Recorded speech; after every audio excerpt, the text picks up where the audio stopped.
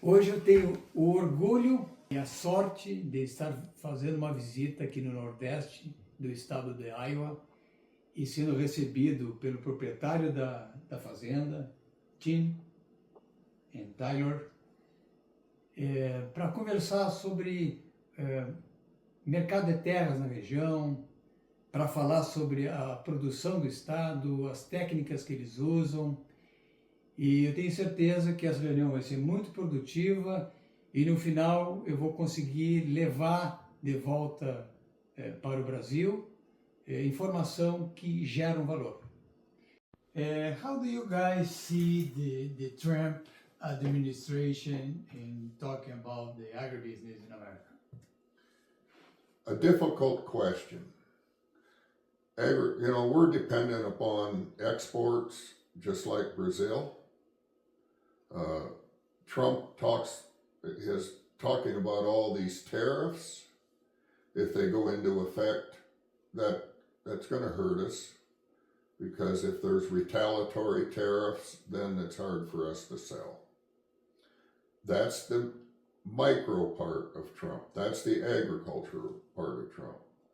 The bigger part of Trump and his administration is the fact that they want to shrink the government. They want to reduce regulations. They want to make it good for business again. They want to bring back what I call common sense. How men, we got men and women, two sexes. We move back to where the talent of the person is what determines, and the ability of the person is they get the job, they get the opportunity. Real common sense and shrink government. So from an agricultural perspective, it could hurt, but the country needs some of the things Trump is implementing to keep the United States going. Our debt is too great. We've got to shrink our spending. And that's all part of shrinking government. I guess what Trump is doing, like you just said, is what every country needs. Shrink the government, I guess every country needs. We've become, so many people have become dependent. They can't do it themselves, or they don't think they can make it themselves, and they become dependent upon the government or someone else to do it for them. Mm-hmm. Just too many. And that's what Trump is trying to change. Yeah, that's bad. That's what's happening in Brazil. Well, I heard that a lot last week. Yeah. What's where the tax money goes. Socialism.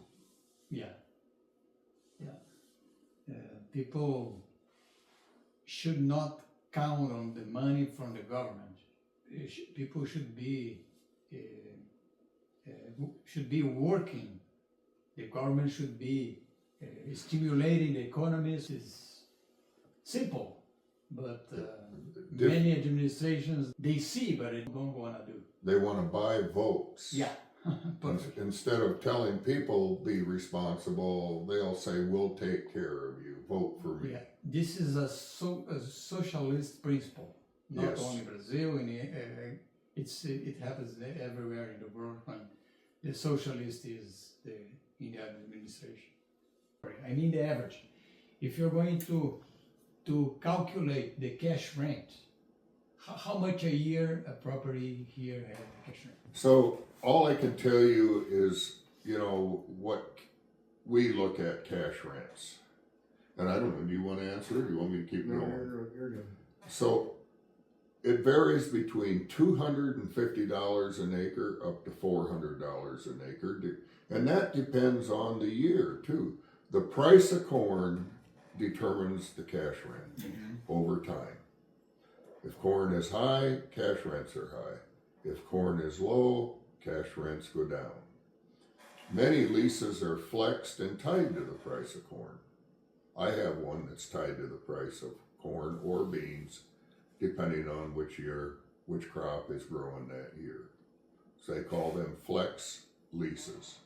What are the productivity speaking in soybeans and corn? on a yield factor, Yeah.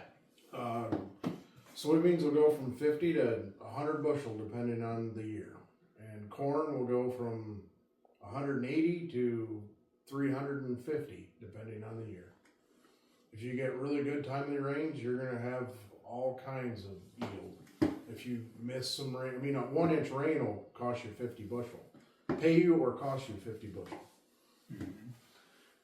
The genetics that we're planting today, the corn genetics are absolutely remarkable when it comes to potential.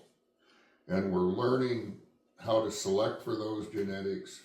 We're learning how to fertilize those genetics.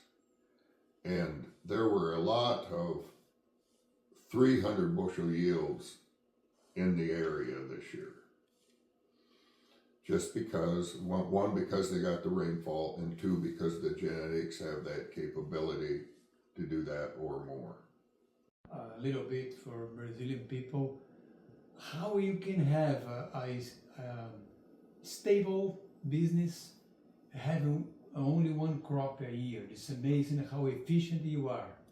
And I would like you to talk more. I guess, as far as I know, you have only one shot, and you are very efficient to produce one crop a year.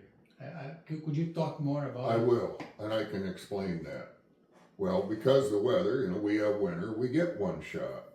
But it's that stable, traditional weather and rain over time that gives you that reasonable yield, sometimes a great yield, sometimes a very poor yield if it rains too much at the wrong time or doesn't rain at the right time.